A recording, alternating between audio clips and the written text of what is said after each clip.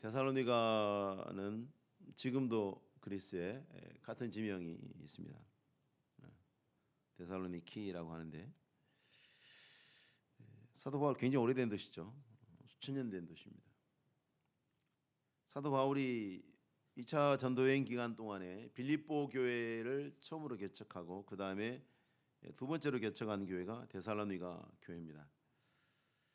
디모데를 통해서 데살로니가 교회의 소식을 지금 듣고 편지를 쓴 거거든요. 이게 지금 사도 바울이 교회를 개척한 지 지금 1년이 채 되지 않은 때입니다.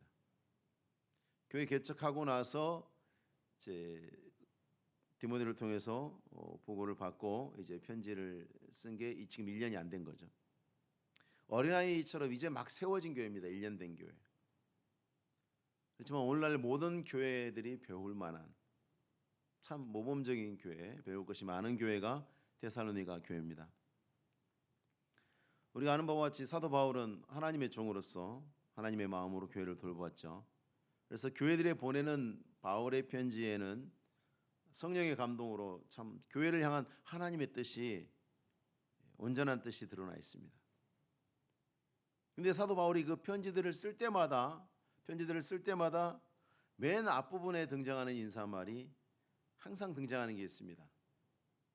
상투적인 수식어라고 할 수도 있지만 너무나 중요해서 강조하는 것이겠죠. 은혜와 평강이, 은혜와 평강. 바울은 모든 교회에 은혜와 평강이 있기를 구하고 있습니다. 은혜와 평강이 너에게 있을지어다. 주님의 몸된 교회에 속해 있는 하나님의 백성들, 구원받은 성도들이 평생 붙잡고 놓지 말아야 할 것이 바로 이것입니다. 은혜와 평강. 하나님 아버지께서 주 예수 그리스도로부터 우리에게 주시는 모든 좋은 것들의 근본적인 본질이 뭐냐? 은혜입니다. 그래서 모든 좋은 것을 하나님 우리에게 주실 때 우리는 은혜를 받았다라고 합니다. 그렇기 때문에 은혜를 못 받았다는 것은 하나님이 안 준 게 아니고 내가 안 받은 거죠. 하나님이 은혜를 안 주시지는 않습니다. 반드시 은혜를 주셔요. 우리에게 은혜의 하나님이죠. 심지어 하나님이 우리를 징계하실 때조차도 은혜의 하나님입니다. 부모가 자식을 매질할 때 죽으라고 때립니까? 잘하라고 때립니까? 바르게 하려고 때리는 거죠. 똑같은 매고 똑같이 아프지만 그 매의 의미가 다르잖아요. 하나님 우리를 징계하실 때조차도 그래요. 부모가 자녀를 향해서 항상 은혜를 베풀듯이 하나님 우리를 향해서 항상 그러십니다. 우리의 행위와 조건에 따라서 우리를 대하시지 않고 로마서 5장에 우리가 아직 죄인 되었을 때에 그리스도께서 우리를 위하여 죽으심으로 하나님께서 우리에게 대한 자기의 사랑을 확증하셨다. 아직 죄인 되었을 때조차도 하나님은 우리를 사랑하셨다. 조건 없이 사랑하시고 은혜를 베푸십니다. 그런 은혜의 하나님이지만 우리가 신앙생활에 소홀해서 하나님과의 관계에 문제가 생기면 그 은혜를 풍성하게 누리지 못하는 거죠. 마치 수도관에 문제가 생겨서 우리 집 물이 안 나오는 거와 똑같습니다. 수도공사에는 아무 문제가 없어요. 근데 수도관에 문제가 생겼어요. 그럼 우리한테 어떻습니까? 왜 물이 안 나오지? 물이 없는 게 아니라 나만 물이 안 나오는 거예요. 나만 물이 안 나오는 거예요. 똑같이 예배를 드리고도 어떤 사람은 은혜를 받고 갑니다. 어떤 사람은 은혜를 못 받고 갑니다. 그럼 은혜를 받고 간 사람과 은혜를 못 받고 간 사람은 하나님께서 사람을 차별 대우하시는가? 아니에요. 다 주셨는데 못 받은 거예요. 비가 오는데 혼자 우산 쓰고 있었던 거죠. 그래서 교회와 성도들은 항상 은혜를 구해야 한다는 것을 바울이 강조하는 겁니다. 제일 중요한 건 은혜 받는 거다. 은혜를 받아라. 하나님 은혜가 넘치는 곳에는 항상 평강이 뒤따르기 때문에 은혜를 구하는 사람이 평강을 누리고 평강을 누리는 사람이 만족하고 감사하고 기뻐하며 사는 사람이 되는 거죠.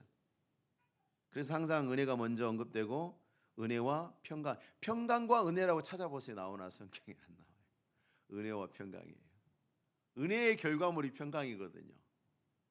은혜가 없으면 평강도 없어요. 샬롬도 없는 거예요. 샬롬을 사모하거든 은혜를 받아야 되는 거죠. 그리고 그거의 축복입니다. 자, 이 데살로니가 교회에 사도 바울이 찬사를 보내고 있습니다. 2절에 보니까 우리가 너희 모두로 말미암아 항상 하나님께 감사하며 기도할 때 너희를 기억하며, 이렇게 말한 이유는 데살로니가 교회가 생긴 지 1년밖에 안 됐고요. 사도 바울에게 배운 지 3주밖에 못 배웠어요. 사도 바울이 3주간 고작 3주 동안만 하나님 말씀을 가르쳤는데 사도 바울이 이렇게 큰 기대는 안 했던 것 같아요. 야, 니들이 신앙생활 포기하지만 않고 잘해주면 그것만 해도 감사하겠다. 근데 어떻게 됐냐면 너무 열매를 많이 맺고 있는 거예요. 이 교회가 너무 잘하고 있는 거예요. 그 열매가 뭐냐면 보시면 3절 한번 보실까요? 3절에 보시면 같이 한번 읽어보겠습니다. 시작. 너희 믿음의 역사와 사랑의 수고와 우리 주 예수 그리스도에 대한 소망의 인내를 우리 하나님 아버지 앞에서 끊임없이 기억함이니. 믿음의 역사와 사랑의 수고와 소망의 인내, 이게 하나님의 은혜를 받은 사람에게 항상 있는 거죠. 고린도전서에서도 그런 믿음, 소망, 사랑 이 세 가지는 항상 있을 것인데, 항상 있을 것. 은혜 받은 사람에게 항상 있는 거. 믿음, 소망, 사랑. 신앙생활 시작한 지 얼마 안 된 사람이라고 해도 얼마든지 이 열매가 풍성할 수 있습니다. 신앙생활 수십 년 오랫동안 열심히 교회를 다녔어도 은혜가 풍성하지 못한 신앙생활하면 열매도 초라할 것입니다. 믿음, 소망, 사랑이 그분에게서 많이 안 보일 수도 있어요. 그러면 이게 시간 차이도 아니고 경험의 차이도 아닌 것 같아요. 뭐의 차이일까요? 복음에 대한 태도의 차이 때문에 여기 나눠집니다. 복음에 대한 태도의 차이 때문에. 30년을 다녀도 미적지근하게 다니면 이 복음의 열매가 영 부실하겠죠. 근데 데살로니가 교회처럼 3주를 배웠어도 간절하게 배우면 열매가 이렇게 어마어마하게, 바울이 놀랄 정도로, 바울이 하나님의 능력을 얼마나 믿고 의지하고 신뢰하는 사람입니까? 그럼에도 불구하고 사도 바울이 기대했던 것을 훨씬 뛰어넘는, 바울조차도 놀랄 만큼 놀란 열매가 왜 그렇게 된 건가? 5절에 보니까 이는 우리 복음이 너희에게 말로만 이른 것이 아니라 또한 능력과 성령과 큰 확신으로 된 것이다. 복음에 능력이 있어요. 복음 자체에 능력이 있어요. 로마서 1장 16절에도 이 복음은 모든 믿는 자에게 구원을 주시는 하나님의 능력이 됩니다. 말씀에 능력이 있습니다, 여러분. 똑같이 올바른 소리 하고 있는 것 같아도요, 도덕책은 사람을 못 변화시켜요. 국민윤리 수업을 잘해갖고 훌륭한 사람 되는 사람이 있나요? 없어요. 하나님 말씀이 사람을 변화시키죠. 하나님 말씀이 사람을 변화시킵니다. 죄인을 변화시키고 악인이 악을 멈추게 하고 교만한 자가 겸손해지게 하고, 불평과 교만과 다툼과 죄의 발목을 잡히고 찌들려 있을지라도 복음이 그 사람의 주인이 되어서 통치하도록 맡겨드리면 큰 능력이 나타나는 겁니다. 복음을 받아들일 때 내가 참고해 보고 이게 아니라 과연 그렇습니다, 하나님. 그런 태도를 가진 사람에게 데살로니가 교회가 그런 태도로 말씀을 대했기 때문에 그들에게 큰 변화가 나타나는 거예요. 큰 변화가 나타나는 거예요.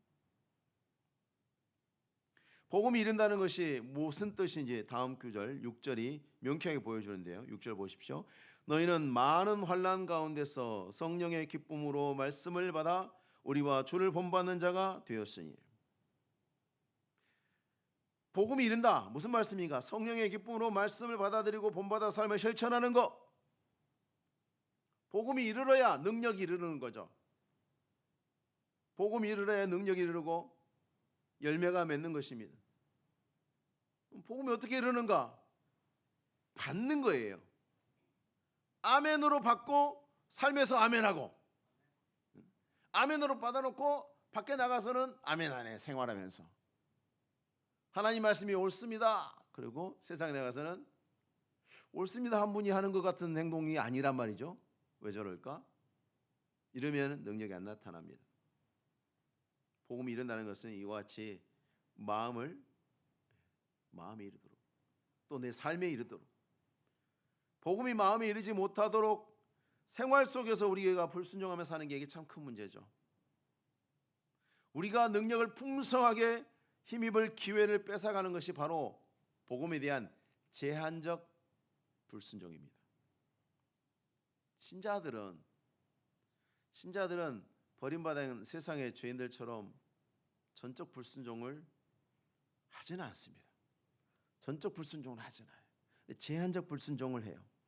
우리의 생활 속에서 정말 많이 일어나는데 그렇게 위험해 보이지는 않습니다마는 우리의 삶에서 은혜가 주는 풍성함, 그 평강을 빼앗아가 버리는 암적 존재가 바로 제한적 불순종입니다. 복음이 이르지 못하게 하는 거예요. 여러분, 전기 콘센트에 플러그를 꽂을 때 플러그에서 콘센트가 1m 떨어져 있는 거하고 50cm 떨어져 있는 거하고 10cm 떨어져 있는 거하고 차이가 있나요? 전기 안 들어오는 건? 차이가 없어요. 어차피 전기는 안 들어와요. 꽂아야 들어오죠. 좀 더 가까이 가면 나을 거라고 생각하는데 안 그래요. 제한적 불순종은 어차피 그거 자체가 죄가 되어서 은혜를 가로막는다는 데에서는 차이가 없어요. 은혜를 가로막아 버리는 거죠. 암적 존재입니다. 그걸 가볍게 보시면 안 됩니다. 반대로 복음이 주인이 되도록 하면, 은혜가 내 마음을 채우고 내 삶을 주장하게 하면 믿음과 소망과 사랑의 열매가 맺히고 하나님이 약속하신 은혜의 결과물인 평강이 있는 거죠. 그게 복음이 이른다는 말의 뜻이 바로 그겁니다. 은혜의 결과물인 평강이 비로소 여기에 도달하게 되는 거죠. 이와 같은 믿음의 열매는 또 이런 방법으로 나타나는데, 믿음의 열매는 그것이 무엇이든지 간에 감출 수 없어요. 감춰서 안 되고 금지할 수도 없는 겁니다. 로마의 그 잔혹한 황제들이 교회를 핍박할 때 그 로마의 황제들이 금지한 게 무엇이었을까요? 믿음이었을까요? 믿음의 열매였을까요?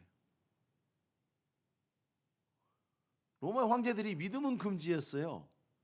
믿음을 금지시켰죠. 예수 믿지 마라.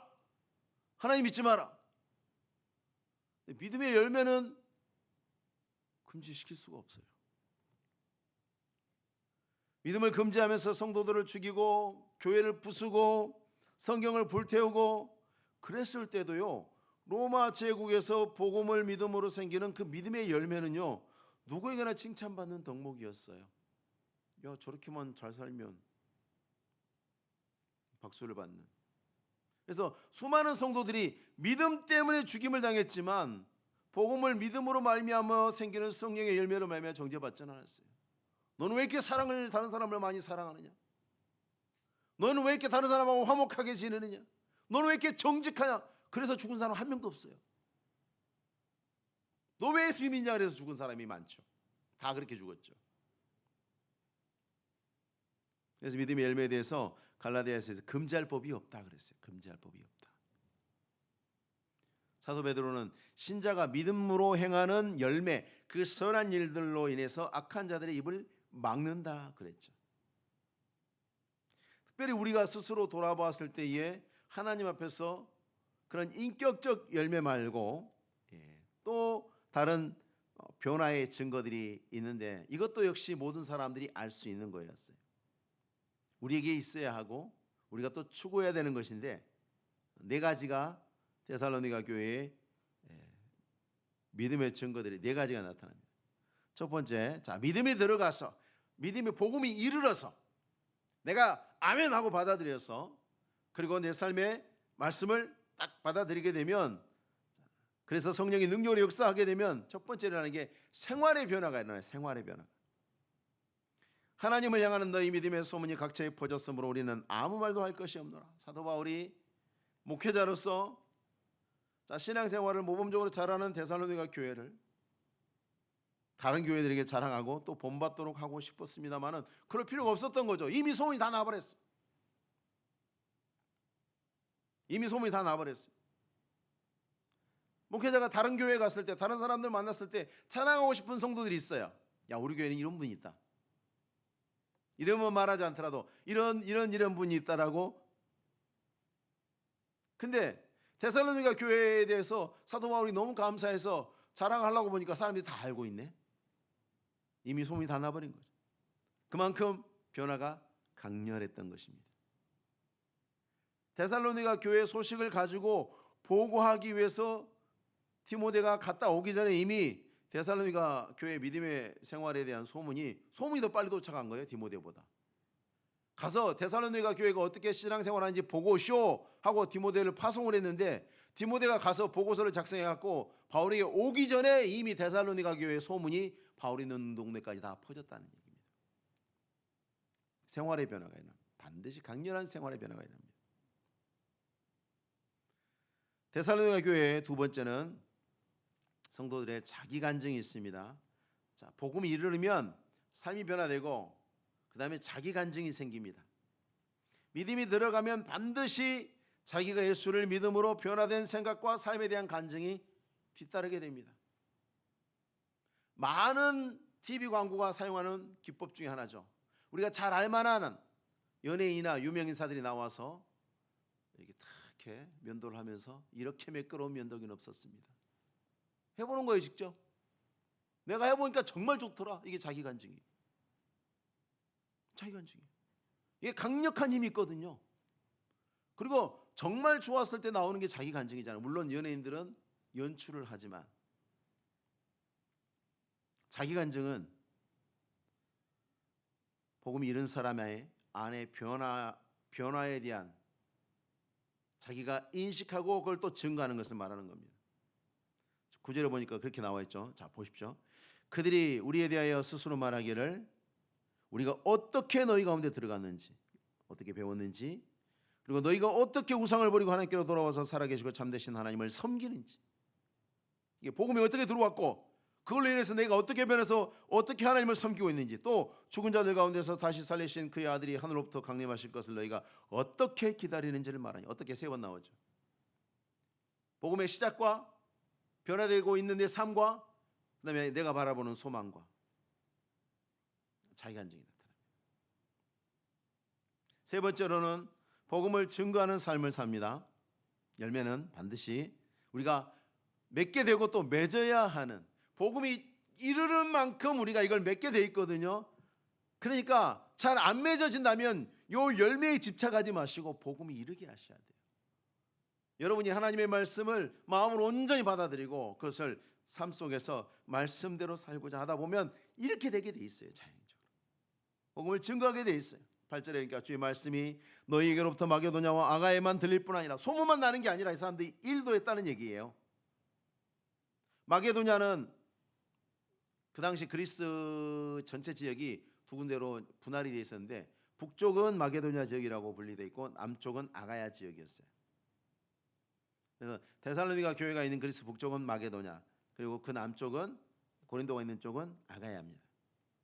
그리스 전역에 1년도 안 돼서, 예수 믿은 지 1년도 안 돼서 그리스 전체의 복음을 힘써 전하고 있었던 거예요. 데살로니가 교회가. 소문만 난 게 아니라 그들이 주의 말씀이 너희에게로부터 들린다. 마게도냐와 아가에 다 들리고 있다. 살아있는 식물이라면 꽃을 피우고 열매를 맺어서 씨를 뻗들이려고 하죠. 모든 살아있는 식물들은 그 작업을 합니다. 생명의 복음을 마음으로 받아서 그 통치가 이루어지고 있는 사람에게도 똑같이 삶의 변화에 대한, 내가 어떻게 변했고 또 자신을 변화시킨 복음을 증거하는 열매가 맺게 돼 있어요. 그렇게 돼 있어요. 네 번째로는 믿음 때문에 당하는 고난을 이겨냅니다. 고난을 이겨내요. 6절에 또 너희는 많은 환난 중에서 성령의 기쁨으로 말씀을 받았다 되어 있습니다.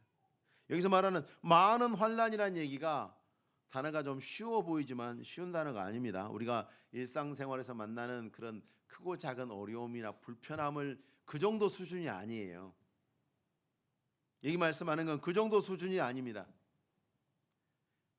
옛날에는 포도즙을 짜서 포도주를 만들 때 어떻게 만들었냐면 틀에 놓고 발을 깨끗이 씻은 사람들이 들어가서 밟았어요. 밟아서 짰어요. 포도를 틀에 넣고 밟아서 뭉개버리는 것을 환란이라고 표현하는 거예요. 인정사정 없죠? 그런 상황이 많았다고 이야기합니다. 많은 환란 가운데서. 그런데 성령의 기쁨으로 말씀을 받았다. 말씀을 순종해야 하기 위해서는 그 많은 환란을 한 번도 아니고 두 번도 아니고 많이 받아야 되는데도 불구하고 기쁨으로 받아들였다. 고난당하는 것을 두려워하지 않았다는 것입니다. 하나님의 말씀을 믿음으로 마음에 붙잡으면 믿음을 짓밟으려고 오는 고난을 기쁨으로 이기게 되어 있습니다. 그렇게 되어 있습니다. 여기 안 오니까 그래요. 여기 안 오니까. 말씀이 이르러야 되는데 그렇지 못하게 되니까 신을 이겨내지 못하고 넘어지는 것입니다.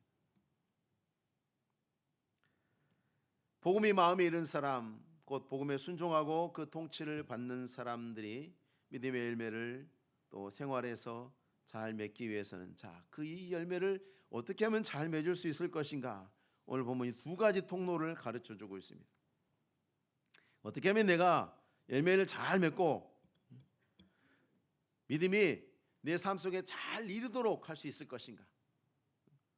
복음이 내 삶 속에 잘 이르도록 할 수 있을 것인가? 이거는 6절 말씀 보시면 6절 뒷부분에 보십시오. 보시면 우리와 주를 본받는 자가 되었으니 이게 너무 중요합니다. 너무 중요합니다. 자녀들이 오랫동안 부모와 사니까 부모를 닮죠. 대부분 부모와 건강한 관계를 유지하고 있는 자녀들은 부모를 닮습니다. 누군가에게 배우게 되어 있습니다.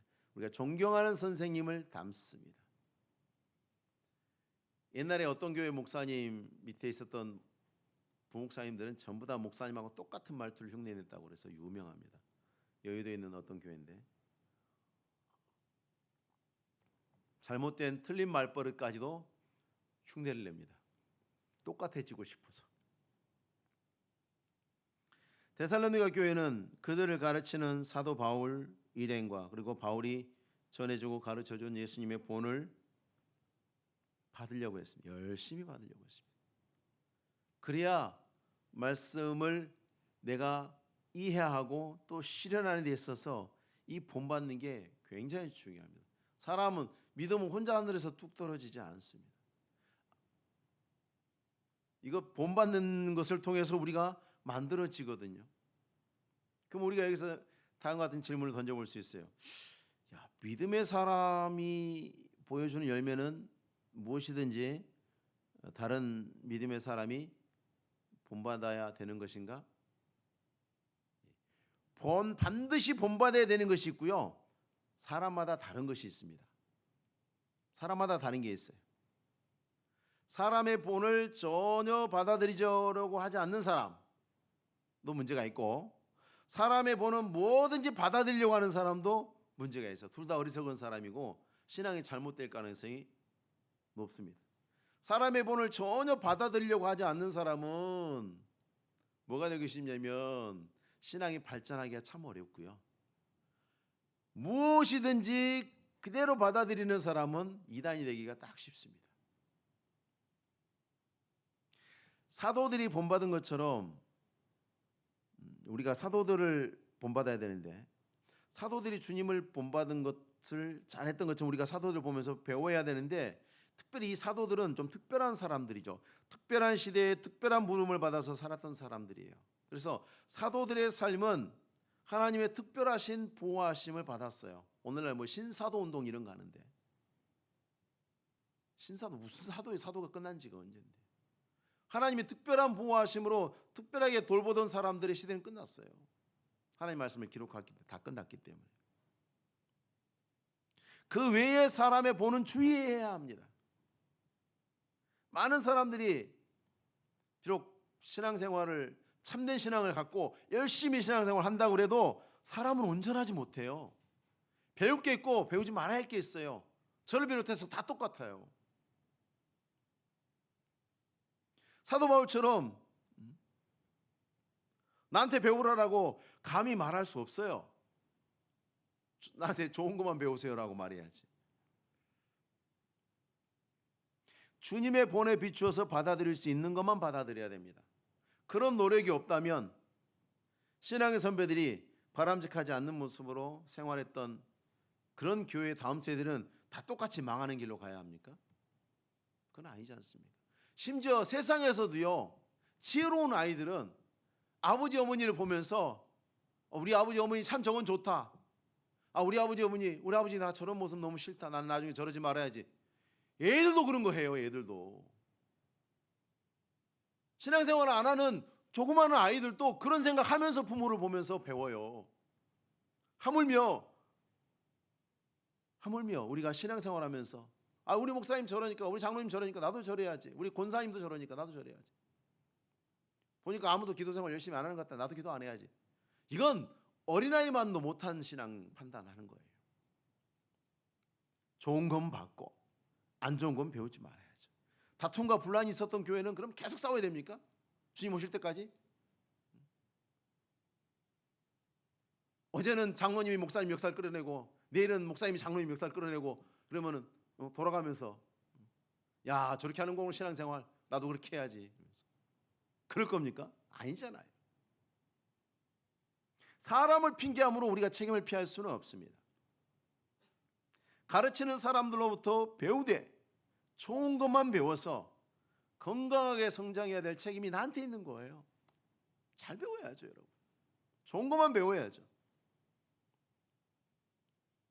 길에 다니다 보면 운전하는 많은 사람들 중에 참 별의별 사람이 다 있어요. 정말 운전을 잘하게 안전하게 정말 잘 하시는 분들도 있고 정말 이상하게 하시는 분들도 있고 그래요. 그러면 저걸 보면서 저렇게 위험하구나. 난 저렇게 하지 말아야지. 그래야지. 저렇게 해도 되네? 따라. 어떻게 되겠습니까? 예수님께서는 바리새인과 서기관들을 책망하실 때 그 예수님 말씀이 참 무섭더라고요. 예수님과 바리새인과 서기관들을 책망하실 때 그들에게 배운 사람들이 바리새인과 서기관보다 배나 더 지옥 자식이 되었다고 말씀하셨던 것을 우리가 잊으면 안 돼요. 배나 더 지옥 자식이 됐어요. 너희는 배나 더 지옥 자식을 만드는도다. 얼마나 무서운 말입니까? 본을 잘못 배우면 그렇게 될 수 있는 거예요. 그러면 주님을 본받는 건 어떨까요? 주님을 본받는 것. 주님을 본받는 것도요, 이거 잘못될 위험이 숨어 있어요. 예수님 것은 다 본받아도 됩니까? 예수님 것은 다 본받아야 합니까? 신사도 운동하는 사람들이 이거 이야기하거든요. 그럼 우리 무리를 걸어야 됩니까? 당장 오늘 주일 마치고 우리 주님을 본받자고 다 한강길을 걸어요? 대참사가 나겠죠? 마포대교에서 다 한 번씩 뛰어볼까요? 무리를 걷게 되나? 아니죠. 우리는 예수님처럼 죽은 자를 살려내야 됩니까? 아니면 집에 가서 밥 한 그릇만 놓고 내가 지금부터 오병이어를 하겠다 그러면서 밥그릇에서 밥을 떼주고 밥 한 그릇 갖고 온 식구 다 나눠 먹을 겁니까? 아니잖아요. 주를 본받는다는 것이 무슨 뜻일까? 예수께서 가르치신 하나님의 성품으로서 그 성품을 사람이 본받는다는 건 말이 안 되죠. 하나님만 가진 성품을 우리가 어떻게 본받아요? 우리가 받을 본은 주님께서 가르치신 거, 너희는 이렇게 해라. 그리고 본받도록 주님이 모범을 보여주신 것들이 있어요. 하라는 걸 해야죠. 하라는 걸. 베드로의 발을 씻어주시면서 요한복음 14장에서 내가 너에게 행한 것 같이 너희도 행하게 하려 하여 본을 보였노라. 이런 거 하라고요. 이런 거. 6월절 저녁에 성찬식을 거행하시면서 이를 행하여 나를 기념하라. 이런 거. 주님이 시키신 거. 그런 걸 해야지. 우리가 배울 수 있는 것과 주님만 하실 수 있는 일이 있다는 것을 잘 분별해서 또 본을 받아야 됩니다. 이런 걸 잘하는 사람들이 다른 사람에게 좋은 본이 되는 거예요. 왜냐하면 초신자들은 입장에서 성경을 보면 성경 두껍고 말씀은 어렵고 내가 어떻게 해야 될까? 어렵잖아요. 그런데 이미 그것을 잘 이해하고 잘 본을 받고 있는 사람들을 보면서 웬만하면 저분 따라하면 되겠구나. 얼마나 좋아요. 이미 자기는 시행착오에 대한 두려움을 줄이면서 따라갈 수 있는 사람이 되는 거죠. 다른 사람의 우리가 보통 학교에서 상장 줄 때 다른 타의 모범이 되었음으로 이게 많이 이야기하잖아요. 그게 상 받을 만한 일인 거예요. 그게 여러분. 그게 상 받을 만한 일이에요. 내가 신앙생활을 잘해서 다른 사람이 나도 모르게 나한테 와서 물어보고 하는 게 아니라 내가 하는 걸 보면서 나한테 좋은 본을 받으면 그 사람이 좋은 본을 받아서 잘하는 것 내 상이에요, 여러분. 타의 모범이 되었으면 상 주잖아요. 학교의 상장 봐봐요. 다 그 상장의 내용이 타의 모범이 되었으므로예요. 타의 모범이 되었으므로. 네 보고 많은 사람들이 본받아서 좋은 일을 많이 하니까 너는 훌륭해 하고 상 주잖아요. 하나님 나라 가서도 마찬가지예요. 내가 모르는 상 많이 받게 될 거예요.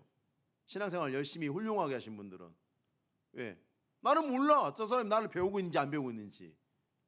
근데 하나님은 아세요. 야, 네가 신앙생활, 기도생활, 하나님 앞에 충성하고 순종하고 겸손하고 온유하고 네가 참 잘하는 걸 보면서 야, 한 300명, 400, 500명이 너한테 배웠다. 상 500개 받는 거예요. 나는 생각지도 못했던 것들. 7절의 말씀에 그러므로 너희가 마게도냐와 아가야에 있는 모든 믿는 자의 본이 되었느니라. 마게도냐 그리스 전역에 있는 모든 사람, 모든 교회에서 야, 신앙생활 데살로니가 교회처럼 해야 돼. 일이 됐다는 얘기입니다. 우리가 아는 신앙은 전통 위에 서 있습니다. 선지자들의 또 사도들의 전통. 이건 신앙의 성경의 가르침뿐만 아니라 신앙생활의 모범을 보고 배운 것으로도 이어지는 겁니다. 이 전통. 그리고 잘 본받는 사람이 다른 사람에게 좋은 본이 되는 거죠. 배우려고 하지 않는 사람은 다른 사람을 가르칠 수도 없는 교육의 원리와도 일맥상통합니다. 얼마나 이 본에 대해서 많이 이야기했는지 고린도전서에도 보니까요. 내가 그리스도를 본받는 자가 된 것 같이 너희는 나를 본받는 자가 되라. 너희가 모든 일에 나를 기억하고 또 내가 너희에게 전하여 준 대로 그 전통을 너희가 지킴으로 너희를 칭찬하노라.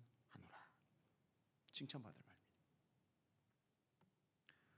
사도 바울은 데살로니가 교회에 복음을 전하고 가르친 목회자로서 데살로니가 교회의 믿음을 확신하고 있었습니다. 4절에 하나님의 사랑하시는 받은 형제들아 너희를 택하심을 내가 확신하노라. 믿음은 하나님께서 택하신 사람들에게 주신 것이고 그렇기 때문에 성도들의 마음속에 있는 믿음만큼 확실한 게 없어요. 이거 하나님이 주신 거잖아요. 확실한 거예요.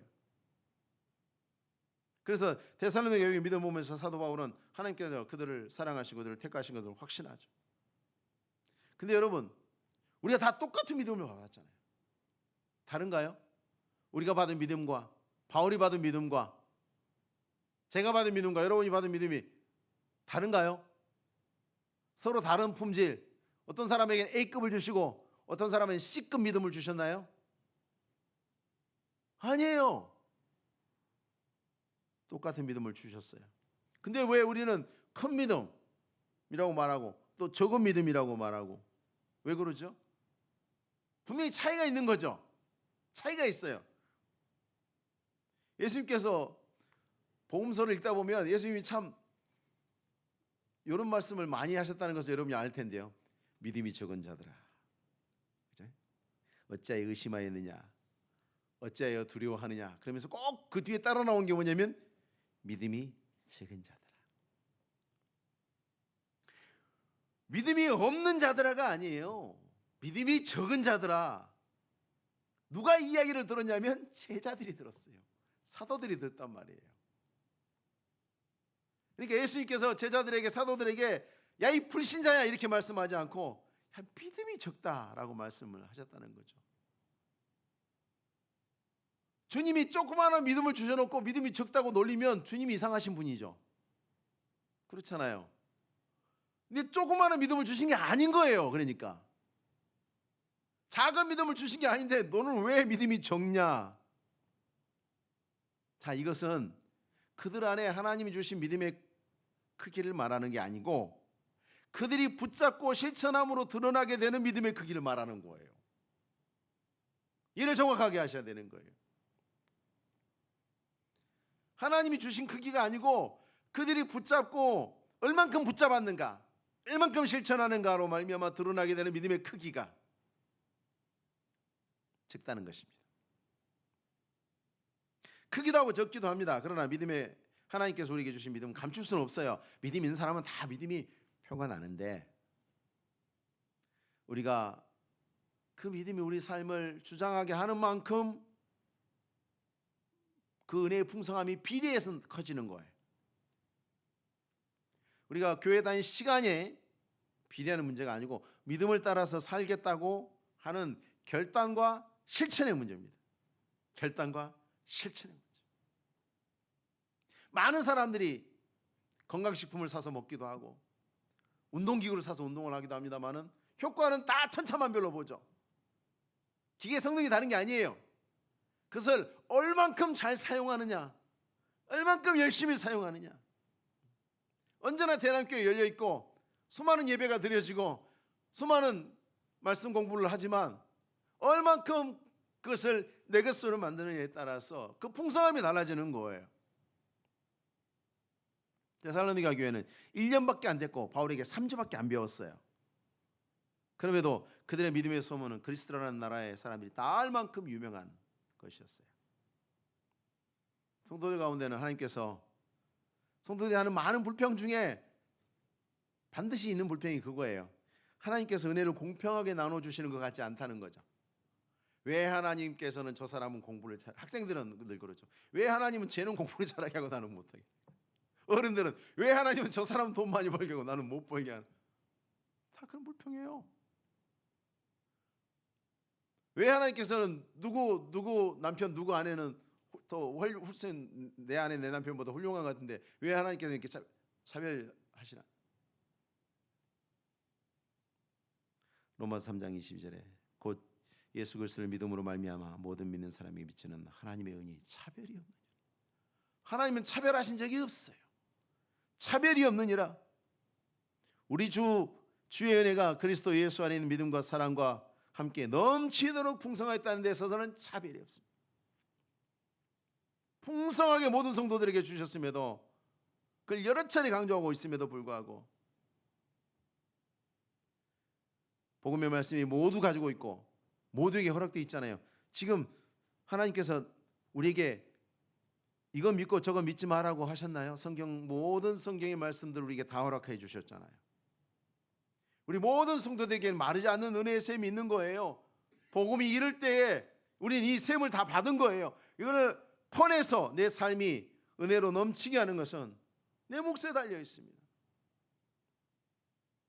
데살로니가의 성도들처럼 복음을 믿음으로 마음에 받아들이고 실천하고 가르친 자 열심히 배우고 주님의 배우기를 힘쓰고 또 다른 사람에게 본이 되는 신앙생활 누구나 할 수 있어요. 모든 사람이 허락된 기회예요. 권리예요. 고난을 핑계하지 마십시오. 데살로니가 교회 성도들은 그 많은 환난 가운데서도 성령의 기쁨으로 말씀을 받았다 했습니다. 끝까지 받았다, 놓지 않았다 했습니다. 실천했다 했습니다. 교회에 출석한 지 얼마 되지 않았다고 핑계하지 마십시오. 1년 안 된 사람들이에요. 결단하고 실천해야 됩니다. 하나님께서 우리 안에 부어주신 그 하늘의 은혜가 누가 보아도 알 수 있을 정도로 평강이 복이 되고 내 삶을 가득 채우도록 퍼내십시오. 그리고 실천하시고 그로 말미암아 은혜의 풍성함을 누리시는 우리 성도님들 되시기 바랍니다.